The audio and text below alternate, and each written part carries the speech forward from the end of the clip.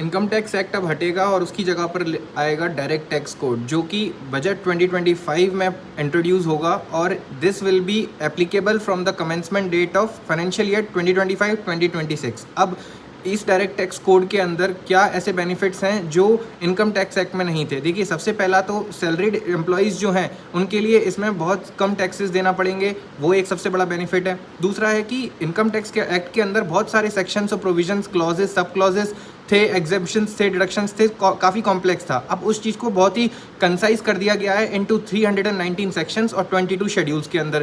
Third जो most important thing है वो है कि इस डायरेक्ट टैक्स कोड के अंदर जो भी पर्सन किसी एग्जामिनेशन में अपियर हो रहा है उनके लिए ये direct tax code will be applicable from the any exam conducted on और आफ्टर अप्रैल 2026। तो उसके पहले इनकम टैक्स एक्ट लगेगा, उसके बाद उनको डायरेक्ट टैक्स कोड पढ़ के एग्जाम देना पड़ेगा। इन्फॉर्मेशन अच्छी लगी, डू सब्सक्राइब।